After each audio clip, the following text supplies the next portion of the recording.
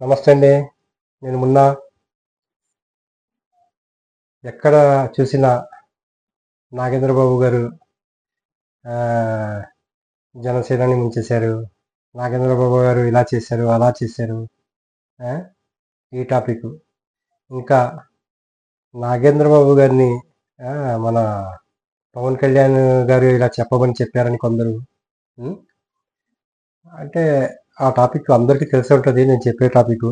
ఏంటంటే ఆహ్, మన పిఠాపురంలో ఏదైతే పవన్ కళ్యాణ్ గారు విజయం సాధించారో, దాని గురించి చెప్పుకొనొచ్చారు మొన్న సభలో. ఏం చెప్పారంటే, ఇందులో ఇద్దరు ప్రధాన కారణం విజయం సాధించడంలో. ఒకరు పవన్ కళ్యాణ్ గారు, ఇంకోరు పిఠాపురం ప్రజలు. వాళ్ళు లేకపోతే గెలిచేది కాదు. ఈ జనసేన పిఠాపురంలో అని చెప్పారు. కరెక్టే చెప్పారు కదా! ఏం తప్పు చెప్పారా? ఏ మాత్రం తప్పు కాదండి. అంటే ఆయన చెప్పిందా కరెక్టా? కాదా? చాలా విధాలుగా చాలామంది చెప్పుకుంటూ పోయారు. నా నేనే చెప్పేదేంటంటే, నా పద్ధతిలో అంటే ఎందుకు తప్పు కాదంటున్నానంటే, మొన్న జరిగిన ఎమ్మెల్సీ ఎలక్షన్‌లండి కి ముందు మన వర్మ గారు జనసేన పార్టీ నా వల్లనే గెలిచిందని చెప్పడం జరిగిందండి. ఆ మాట ఆయన ఎందుకంటే నాగేంద్ర బాబు గారి గురించి చెప్తానండి. ఏది కూడా మొన్న అల్లు అర్జున్ గురించి అంటే ఎవ్వరికైనా తప్పు మాట్లాడితే ఆయన ఏదో ఒకటి టాపిక్‌లో ఖచ్చితంగా చెప్పేస్తారనమాట. ఆయనకి పవన్ కళ్యాణ్ గారు చెప్పటం గానీ, చిరంజీవి గారు చెప్పటం గానీ అలాంటివి ఏమి ఉండవు. ఆయనకి మనసొచ్చింది ఆయన చెప్పేస్తారు. తర్వాత ఆయన చెప్పింది కరెక్టే కదా అని ఆలోచించుకోవాల్సి మనం ఉంటది. అంటే ముఖ్యంగా మన నేను ముందు నుంచి చెప్తానండి. మన జనసేన గెలిచిన 21 స్థానాలు 100% స్ట్రైక్ రేట్‌తో గెలిచారు. కానీ నేను మాత్రం అనుకోలేదు. 21 స్థానాలు జనసేన గెలుస్తదని నేను అనుకోలేదు. నేను అనుకున్నది ఆహ్, 17 స్థానాలు గెలుస్తదనుకున్నానండి. ఖచ్చితంగా 17 స్థానాలు గెలుస్తది. 4 స్థానాలు మాత్రం ఓడిపోతదనుకున్నాను. అందులో ఒక స్థానం టైట్ ఉంటదేమో అనుకున్నాను. ఆ స్థానం కూడా చెప్తాను. ఒకటి పాలకొండ ఓడిపోతదనుకున్నాను. రెండోది పోలవరం అది కూడా ఓడిపోతదనుకున్నాను. 3 రైల్వే కోడూరు అది కూడా ఖచ్చితంగా ఓడిపోతదనుకున్నాను. నాలుగోది ఏంటంటే నెల్లిమర్ల లోకం మాధవి గారు కొంచెం టైట్ ఫైట్ ఇస్తారేమో అది కూడా టైట్ ఫైట్ ఇచ్చి కూడా ఓడిపోతారని అనుకున్నాను. ఈ 4 స్థానాలు ఓడిపోతారు. 17 స్థానాలు గెలుస్తారనుకున్నారు. కానీ మన జనసేన హవా ఆ గ్రాఫ్ ఆయన ఆహ్, సాధించిన ఒక్కొక్క ఇది పడిన కష్టం ప్రతి ఒక్కరు గ్రహించారు. ఈసారి ఎట్టి పరిస్థితుల్లో అంటే మేము కూడా మాది పి గన్నవరం నియోజకవర్గం అండి. ఇక్కడి నుంచి చాలామంది ఎళ్లి మన నగరంలో ఓటేయటం జరిగింది. చాలామంది చాలా ఉత్సాహంగా ఎళ్లి గిడ్డి సత్యనారాయణ గారిని ఓటేసి గెలిపించుకున్నాం. అలాగనమాట అంతా కష్టపడి అంటే నేను ఏ ఎలక్షన్‌కి ఎప్పుడు ఎళ్ళలేదు. ఆంధ్రాలో ఎళ్లి ఓటేయటం జరగలేదు. చాలామంది మన ఫ్రెండ్స్ కూడా ఎళ్ళలేదు. కానీ ఈసారి పవన్ కళ్యాణ్ గారిని ఎట్టి పరిస్థితుల్లో గెలిపించుకోవాలని కొందరు వైజాగ్ ఎళ్లారు. కొందరు పిఠాపురం వెళ్లారు. కొందరు మన ఆహ్, నగరం అదే పి గన్నవరం వెళ్ళటం జరిగింది. ఇంకా పిఠాపురంలో ఆహ్, మా మరదలోళ్ళు ఉండేవాళ్ళండి. కానీ వాళ్ళు వేరే చోటకెళ్ళిపోయారు. వాళ్ళకి కూడా చెప్పడం జరిగింది. నేను పిఠాపురంలో ఎళ్లి ఎట్టి పరిస్థితుల్లో మీరు జనసేనకి ఓటేయాలి. వాళ్ళ ఓట్లు కూడా పిఠాపురంలో ఉండేప్పుడు. వాళ్ళ ఓట్లు అంటే అలాగా చాలా ఈసారి ఎట్టి పరిస్థితుల్లో జనసేన గెలవాలి ప్రతి చోట అన్నట్టు చాలా కష్టపడ్డాము. అలా అలా అంటే ఈ 17 స్థానాలు గెలుస్తది. 4 స్థానాలు ఓడిపోతదని అనుకున్నాం కదా! కానీ 21 స్థానాలు కూడా గెలిచారండి. ఆ! 21 స్థానాలకి 21 అంటే 100% స్ట్రైక్ రేట్‌తో గెలిచారు. 20 చోట్ల గెలిచేసి ఆ ఓడిపోయిన చోట్ల కూడా గెలిచేసి ఒక పిఠాపురం ఓడిపోయేదా? పవన్ కళ్యాణ్ గారికి ఉన్న స్థానం. ఆ!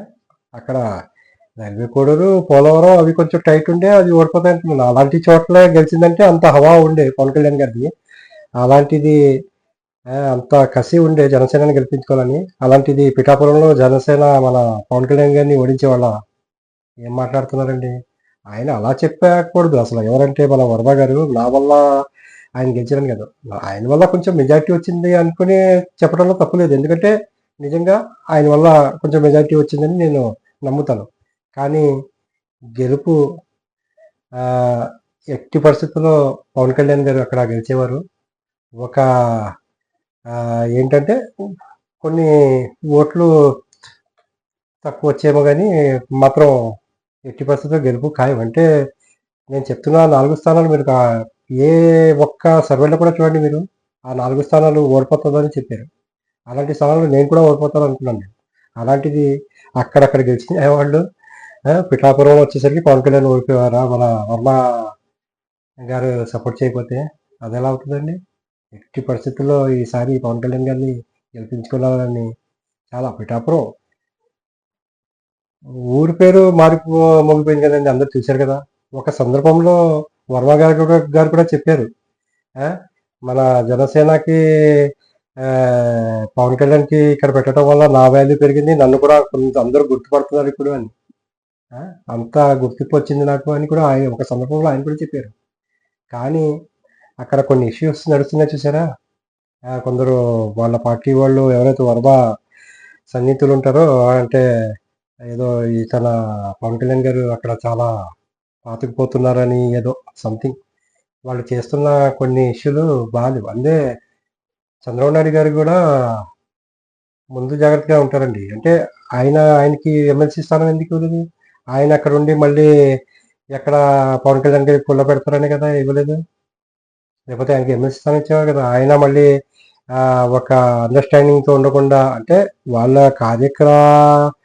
క్రమాలు మన పవన్ కళ్యాణ్ గారిని చెప్పా పెట్టకుండా చేసుకోవటం అలాంటివి చేసుకుంటే ఇద్దరి మధ్య కూటమిలు చిచ్చి వస్తుందని, అలాంటి మైండ్ సెట్ ఉందని గ్రహించే కదా చంద్రబాబు నాయుడు గారు ఆయన్ని కొంచెం దూరం పెడుతున్నారు ప్రస్తుతానికైతే. ఎందుకంటే ఎమ్మెల్సీ ఏదైతే ముందు నీకు ఇస్తాను అని వర్మ గారు చెప్పారు, కానీ ఆయనకి ఇప్పటివరకు ఇవ్వకపోవడానికి రీజను ఏమో చెప్తున్నాను నేను. ఆయన ఏదైనా ఉండొచ్చు, ఎందుకంటే ఆయన్ని కొంచెం దూరం పెట్టడం మంచిదని ఆలోచించారా ఏంటి? అంటే వర్మ గారు చెప్పకుండానే వాళ్ళ సన్నిహితులు ఇలాంటి మాటలు మాట్లాడతారు అక్కడ. మా వల్లనే ఇదంతా అయింది అది ఇది అని రెచ్చగొడుతున్నారు.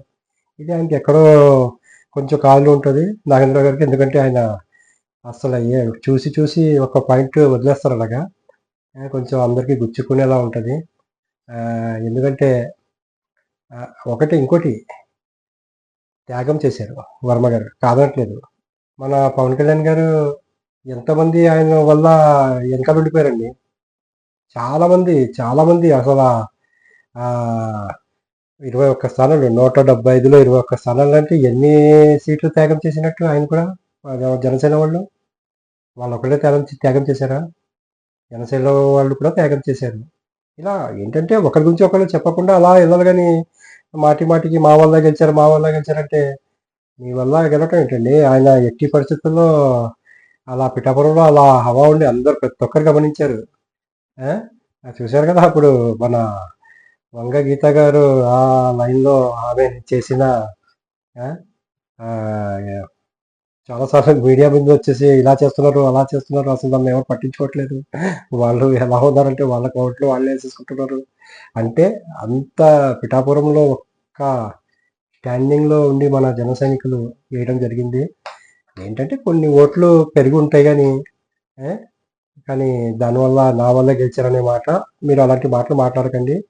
ఒక కూటమి ఒక స్టాండింగ్లో ఉంది, ఇన్ని సంవత్సరాలు కలిసి వెళ్దాం అనుకుంటున్నారు, మధ్యలో మీరు చేసే ఇలాంటి టాపిక్ల వల్లనే ఆయన కొంచెం ఇదయ్యారు. అది కావచ్చు ఆయన చెప్పిన మాట కొంచెం ఆయనకి ఆ మాట రానివ్వకుండా చూసుకునే బాధ్యత మీది. ఎందుకంటే ఇప్పుడు నా లెక్క ప్రకారం చంద్రబాబు నాయుడు గారు కూడా అక్కడ కామ్ చేసి ఉంటారు. వేరే వాళ్ళు ఏదైతే చెప్పుకుంటున్నారు కానీ మన వీళ్ళిద్దరి మధ్య ఏమాత్రం రాలేదండి. అది మన పవన్ కళ్యాణ్ గారు చంద్రబాబు నాయుడు గారు అందరూ హ్యాపీగానే ఉన్నారు. ఏంటంటే ఇలాంటి టాపిక్లు మధ్యలో ఏదో అందులో వైసీపీ వాళ్ళు రెచ్చిపోతుంటారు మధ్యలో. వర్మ గారికి జాబు ఇవ్వలేదు, అది ఇవ్వలేదు, లైట్‌గా తీసుకుంటున్నారు. వాళ్ళు చేసే పూజలు వాళ్ళుంటాయి. మన మన వీళ్ళు కూటమి చేసుకునే పని వీళ్ళు చేసుకుంటూ వెళ్ళిపోతున్నారు. అది అలాగే ఈ వీడియో నచ్చితే గనుక లైక్ చేయండి, సపోర్ట్ చేయండి, సబ్స్క్రైబ్ చేయండి. నా ఉద్దేశ్యం అయితే ఇది.